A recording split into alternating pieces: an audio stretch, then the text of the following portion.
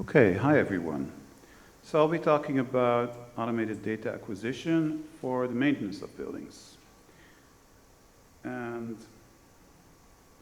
well, that's pretty obvious. As we all know, building projects, many of them suffer from deviations from planned objectives, to deviate from the schedule, they're over budget, or what's even worse, they deviate from the planned performance throughout their life cycle as they're being used. And if we want to change that, we obviously need to improve project control, but that requires a lot of data, precise, real-time data, which is difficult to collect manually. So we try to do it automatically, and there are a lot of technologies with which we can now automatically acquire data, sensors, laser scans, cameras, and so forth. But we really need a form of framework for automated data acquisition, and this is really still an ongoing research topic. And what is important to remember is that it's not sufficient to just automate the monitoring itself. If we don't simultaneously adjust all the other processes for which we collect the data, the design, the planning, control, we'll probably end up with a lot of useless data. So there's some challenges in automation in general, and automated monitoring in particular. There's a question of data granularity. We can easily track every second what is happening on a construction site, but if we only plan at a daily or usually weekly time framework, then there won't be anything to do with this very detailed data. There's a question of changes. Projects undergo frequent changes, new circumstances come up. So we might be adjusting the plan, then we have to, at the same time, adjust our monitoring system, or vice versa. Something new might come up in the monitoring data, and we have to adjust the plan, and it's not always clear exactly how to do that. It's still not something we always know how to do. And then there's the question of data overload. So once we use automated data acquisition technologies, we can easily collect huge amounts of data, but it's not always clear how we can use that data, especially if it depends on humans. So human beings quickly get overloaded with information. And related to that is the question of when are they required to intervene. As we all know, if we provide too many alerts through our monitoring system, people will simply start ignoring those alerts. So they'll stop using the data if we don't carefully manage this problem. That's also something to remember. So those are problems that are generally applicable to automation.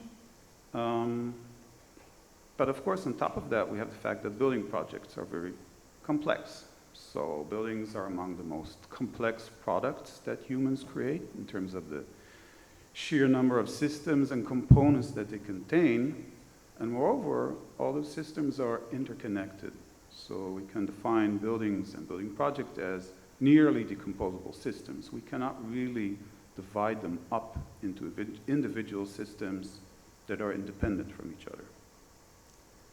And that's a challenge if we want to define efficient monitoring tasks. And we want to avoid this problem of information overload, which I just mentioned. How can we individually monitor different systems that are also interconnected? And of course, we want to do that in a way that will eventually support all the other processes, the design, the planning, the construction, and the maintenance, which I'll focus on. So that's our objective. We don't just want to monitor something as an objective for itself. And one question that comes up here is really how can we divide up a project into systems and subsystems that supports all this? And this is a question that I've been asking myself for a long time, and I've been trying to answer in different aspects, whether it's when we monitor and control the design process, so how do we define actually the detailed design tasks in a way that it supports the control of those tasks? When it comes to the tendering process, how do we divide up the project into individual work packages in order to support the tendering, in this case of an infrastructure project? Or if we're already in the execution phase, How do we divide it up into work packages for the subcontractors to carry out in a way that is, of course, efficient and even optimal, or simply managing the site? How do we do that in an integrated way? We have to track each individual element on the site, yet also take into account how they interrelate, how they depend on each other. Okay, so let's now focus on building maintenance. So when it comes to the maintenance of buildings, we really have a problem with a lack of data. There's a lack of failure data, lack of maintenance data, and that's a real challenge for building maintenance, not just for researchers doing the research in this, but also actually for practitioners. And it's really strange and surprising when you think of it, because buildings have been around for a long time, and they're continuously maintained, yet we don't have good data about this. It's just not collected systematically and stored in an accessible way. So it's very hard to, under these conditions, to optimize your maintenance policies if you lack the failure data to do so. And again, theoretically, we could use automatically collected data in order to support preventive maintenance, right? We could overcome this problem, which may be due to the difficulty to manually collect all this failure data. But still, it's not very clear how should we collect and log all this data? Reliability and maintainability related data. So here was our hypothesis for this study. Buildings are often seen as being unique, different from any other product. And as I mentioned, they are quite unique in their complexity. There are many other products that are as complex, but still, as a result, construction industry has been developed in relative isolation from other industries. There isn't much sharing of information and knowledge and experience. But that's really a shame because, of course, other industries have long used automated data acquisition, including for maintenance purposes. So in our case, we thought, let's look at the aviation industry. It's closely associated with a robust safety culture. We won't mention Boeing now, but still, relative to the building industry, that is a very safe industry. Of course, they have been acquiring data and using it for a long time, so maybe we can learn something from them. And that's really what we tried to do. We tried to see whether it's useful to study methods used for maintenance of airplanes in the aviation industry, and maybe we can learn something that's relevant for building maintenance. So I went and talked to an aeronautic engineer who does that work. So what is our objective? It's to define a formal framework for automated data acquisition for safety-oriented maintenance of complex building systems. So we were thinking of focusing on more complex and also more novel building systems because, of course, the problem of lack of failure data is especially relevant. And in the end, we came up with something that was loosely inspired by methods from the aviation industry. So it's not that we just copied them. We, of course, have to adjust and adapt because they're very different. Buildings are not airplanes, but we did find it useful to learn something from a method called MSG3, which is the standard method used in the aviation industry to maintain airplanes. I'll try to show you how. So in this approach, we address buildings as a collection and ensemble of complex systems. We need to analyze each one in detail separately, but we also need to take into account interdependencies, which may create knock-on effects where a maintenance problem in one system will affect the performance of another system. And consequently, we assume that a single straightforward way to divide facility or the building up into system and components wouldn't be sufficient, right? Because they're interdependent. Again, this problem of how do we divide up a project, in this case, in order to allow it to be maintained properly. So what we came up with was basically 3 overlapping ways to divide up a facility into systems, into structural components, and into zones. Okay? And we implemented it in a case study of an automated robotic parking garage, which is relatively new, so not a lot of historical data, is relatively complex. There was also not a lot of regulations or standards we could rely on for this purpose. It's also not very accessible, so people don't just go down into the underground automated parking garage and walk around it. So you really need some automated system to collect data on it. So how do we do it? Well, so first of all, we address the systems, right? This is just an example. It's not the one we studied.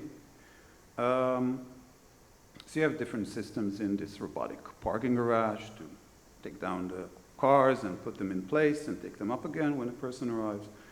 And then we really had to devise a way to think, okay, what do we need to monitor here? It's not necessarily clear. And this was a structured process where we started to think about, okay, what items are relevant in these systems? We call them maintenance significant items because that's what they call them, the MSG3 system used for airplanes. We then build up these logic diagrams, which is basically what they also do in aviation. So engineers build these logic diagrams where they try to think about what will the effects be of a failure in different dimensions, different aspects. That's level 1. And level 2 is what are the causes of a failure, which is important because then we can think of what we actually need to track, because we can think of, okay, how will these causes manifest themselves in the condition of the different systems. So we think about important failures, important causes, and then what indicators are related to those causes. And based on that, we can actually plan our maintenance tasks. Okay, so we can plan actually what do we monitor, how often, which is very important because we don't want to overload our monitoring system with unnecessary data. Okay, and we came up with lots of complex flow charts, which I won't describe in detail because we don't have the time and probably it's not that interesting, but I really wanted to explain to you the way we analyze this. So we looked at systems. Now we look at the structure, which is very interesting because unlike many structures, it's really inaccessible. Hardly anyone ever looks at it, right? So usually we say, okay, we want to have cameras looking at cracks and stuff because it will take people a long time. Here it's actually never going to happen that someone will see what is going wrong in this system until it's too late. So that's a good example of the need for automated monitoring systems. And here again, we have a certain systematic way of trying to understand what might go wrong, why is it important, what may cause it, and what do we need to track. Those are the basic steps. And it's interesting, I really learned from an aeronautical engineer that this is how you should do it, rather than from a civil engineer. Because airplanes are also very complex, you know. So again, here we look at structurally significant items, that's how they call it. And then we start to try and understand what causes of damage may there be. So there are accidental damages caused by unexpected events, like someone making a mistake and causing a damage, or some natural events such as an earthquake.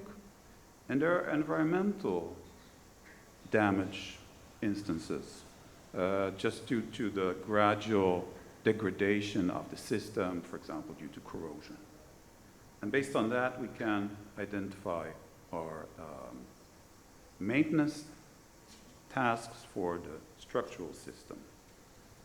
And we, of course, do that through some rather more complex workflow, which I won't go into.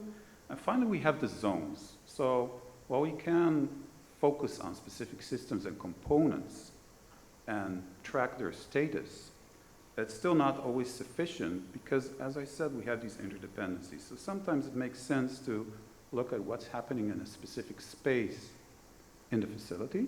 In this case, we have different spaces: the entrance hall, the exit hall, the elevator, the underground parking space. And we can monitor the conditions in each one of them in order to identify any failures in one system that may not be crucial for that system, but may eventually cause a crucial failure through knock-on effects in another system. So basically, we divide it up into zones, and we look at the systems in those zones and at the important aspects that we need to track in each zone in order to identify failures that may be important for maintenance purposes.